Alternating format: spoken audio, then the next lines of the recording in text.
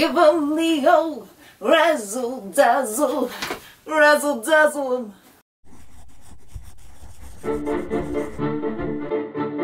Hello! Quite obviously, we are doing something very different today. Do I say that a lot? Something a little different, something a tad bit different today. Do something a little bit different. This was not initially the video I had planned for this week, but the video I did have planned, my supplies are still in the mail. So quite obviously this is not a normal video of mine. It's not vintagey or aesthetic or anything. So if this is not your thing, I completely understand. But I also think that YouTube is an opportunity for the creator to make content that they're excited about. If there's one thing that gets me pumped, it's Spider-Man. I have pretty much always wanted to be Spider-Man ever since I was little. There's that meme going around. That was me. He is by far my favorite superhero, and I can relate a lot to Peter Parker, you know, when it comes to aggressively cheesy quips. So what kind of set this off was seeing Spider-Man Far From Home. I would assume, much like other cosplayers, when I see something I want to make, tunnel vision will not rest until I have made said costume or cosplay. I am a big believer in cosplaying the character you want regardless of what you think people will think of you, and if that involves crossplay, then go for it. I know that gender bending in cosplay is also a thing, and I could have easily made a Spider-Girl or even a Spider-Gwen costume, but I kind of wanted to see if I could do it. I personally have never seen a muscle suit made to disguise a woman's figure into a man's figure, and even when I was making this, I tried looking up YouTube tutorials.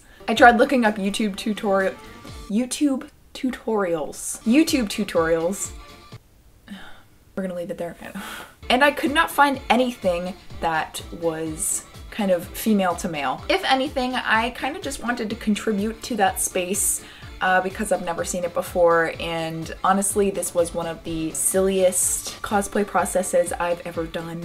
So first things first, when it came to starting this cosplay, I knew that I wasn't gonna make the Spidey suit myself because I have no idea how to sew spandex or bodysuits, and while yes, I probably could have figured it out with some research, it was just too complicated. So I ended up ordering a Spidey suit online. This is not the final suit that I'm going to wear at a convention. I decided to kind of splurge on a better looking suit. What I did know I was gonna make was the muscle suit. First thing that I did was get reference, and that's pretty much with any cosplay I've ever done. For me, my reference for the body came from the Spider-Man PS4 game. If you complete the game 100%, it gives you a skin that is called undies.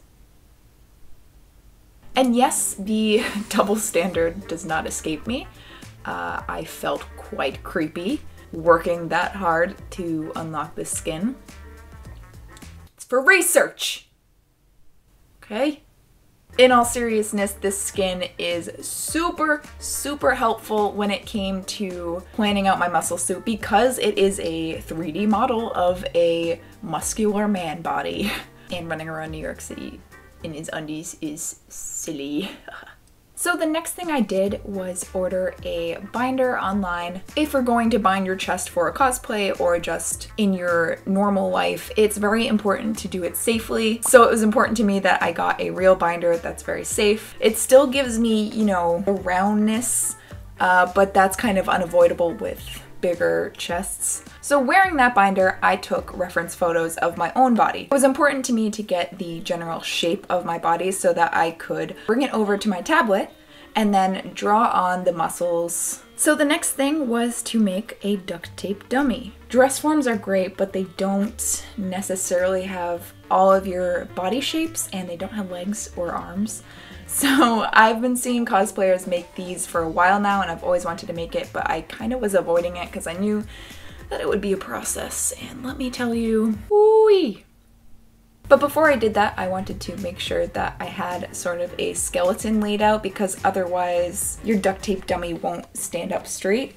So I used PVC pipes and I created a makeshift little skeleton and a base, even though the base ended up not working out Now online, a lot of the tips were just to wear old clothing and then wrap the duct tape around that, and then you can cut yourself out. My great idea was to use plastic wrap first, because when I'm making a pattern, say a bodice chest piece, I usually use plastic wrap and then cover it in duct tape, and then you can cut it off. While the plastic wrap worked fine, you will see later on why I will suggest to listen to the other tutorials and either wear old clothes or maybe a painter's suit. I had Nick wrap me in plastic wrap.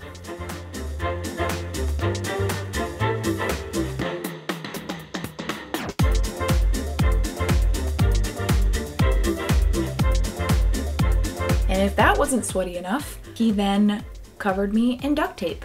Duct tape me up, BB.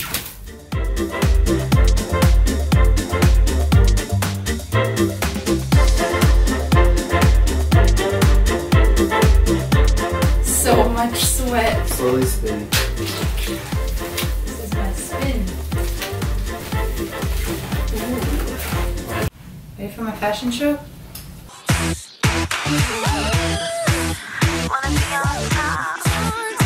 This is a lot more tiring than it looks, and it took a while, probably 2 to 3 hours, but we got it done, and then he released me from my perspiration prison.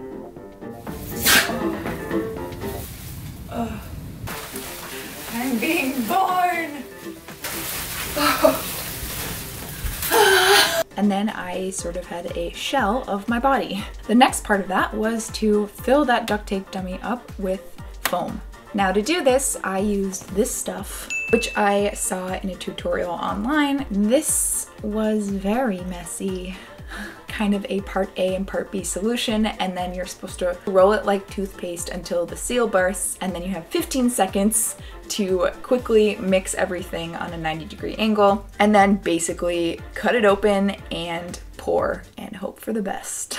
Word of advice, make sure everything is sealed in your dummy. The tutorials online made it look so much easier than it actually was, because in real life, it's really hard to control how much you're pouring in each section, because it's literally just liquid goop that you're pouring into this mannequin, and then it expands and it soon becomes a literal rock hard foam. Now the duct tape dummy will hold its form, and the more it fills out, the more it's going to start looking like your shape, but it's also a bit hard to get it super uniform, and some of the spots were very bulgy. And then that leads back to why I don't suggest using plastic wrap, because this formula starts as liquid, and then what it does is heats up really hot, and then it becomes foam.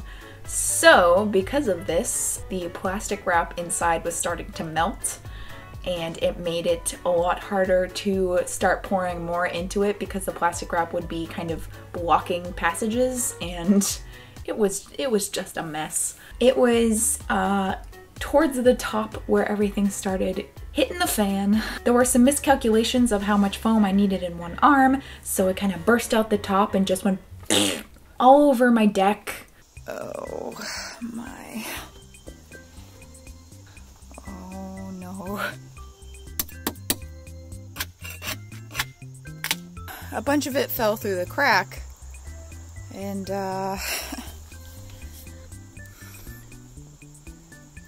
what the f is that? What is that? Hello? Oh my God. I have created life. In some ways I wasn't surprised, because if you know anything about me, I am a walking tornado. So pretty much everything I touch turns into a mess. This was no exception. There's nothing quite like the panic of watching expandable foam literally explode out of the top of your duct tape dummy like a science fair volcano. Now the next step was to try on the bodysuit that I ordered. So I tried this on and did a quick markup of where the muscles were gonna hit. Where my biceps ended, kind of where my chest was, where my belly button was. I also made a line where the center of my body was. And then from there, I put it on my duct tape dummy and struggled a bit until I learned that I needed to make the arms detachable. So I did that. And from there, I just kept marking out where the muscles were gonna go, using the Peter Parker model and also the image of the muscles that I had sketched out. Once I had the muscles all sketched out, I got some foam. I think I got the 1-inch thickness. But before I cut those out, I made pattern pieces out of paper. So basically just laying the paper against the mannequin and kind of tracing out my little muscle sketches as best I could. The nice thing about this is that you only have to make one of these because each side of the body is symmetrical. And then I transferred the pattern pieces over to the foam and cut it all out, and then began carving, which took forever. I got a big ol' utility knife, which was super helpful to kind of carve out everything like Michelangelo. And I must say, carving out my little crotch piece, probably the most interesting thing I've ever done in cosplay. Once all of those muscles were finally carved out, I used contact cement to glue the pieces onto the actual bodysuit. And then once all of those were contact cemented on, it was that time, my friend. While the contact cement did a good job, the edges were still kind of flopping up, so it was important to me to go over it with a glue gun. It was time to try it all on. Okay, rolling. Oh, shit! Oh my god. Thankfully, everything worked out really well. Surprisingly well. Once I knew that the muscle suit itself fit, I tried on my temporary Spidey suit. It was a moment.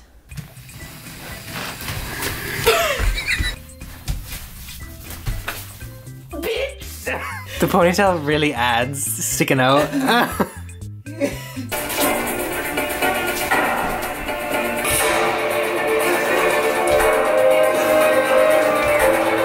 It's like when you're little and you are your favorite character for Halloween and you put on that costume and all of a sudden it's just that girl with cotton candy gif. But yeah, this was a super important step in figuring out what muscles worked and what muscles needed to either be added or shaved down. I decided that I wanted the waist to be a tiny bit smaller. His body shape, at least the upper body, is very much a triangle. I did end up shaving the side sections down a little bit at the bottom, and then I added a couple pieces right here to kind of give that triangle effect. Now, quite obviously, my Spider-Man is a bit more than Tom Holland's. But honestly, I'm kind of okay with that. Tom Holland, while he is muscular, he is also very slender. So the body of my Spider-Man is kind of a hodgepodge. Go big or go home, right?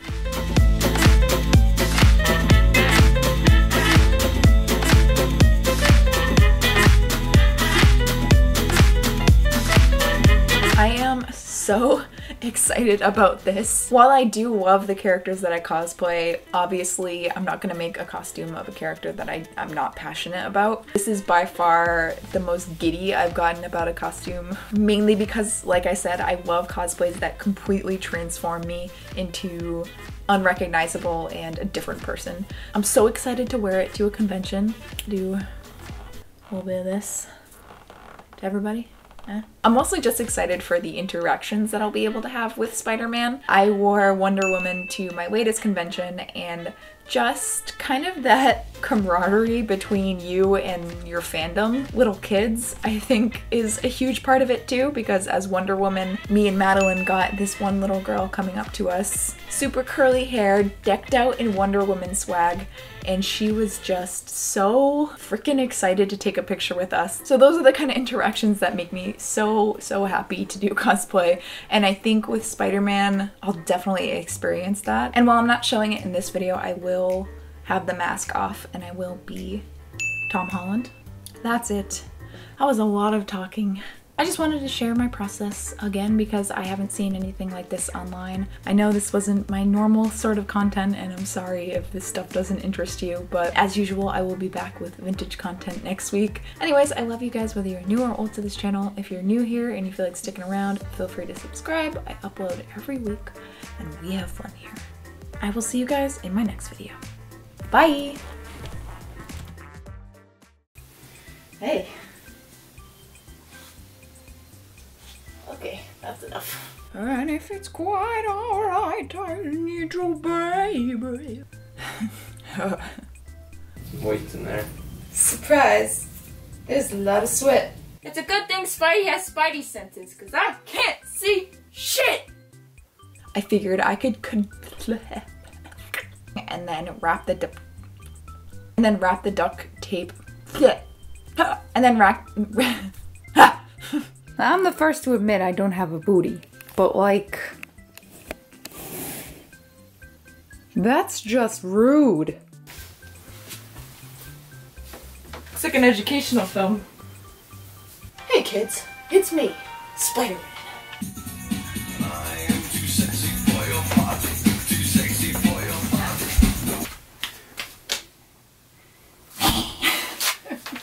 Can you see what I'm doing with my mouth? Turn your head to the side. Ew.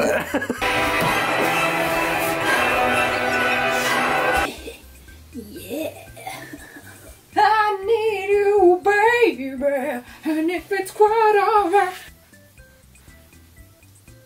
I have no idea if this is gonna work. Really? Nope. Nope. Friendly neighborhood Spider-Man. Gotta hit the gym. Woo! Go, web! Fly! Up, up, and away, web! Shazam! Go! Go! Go, web, go!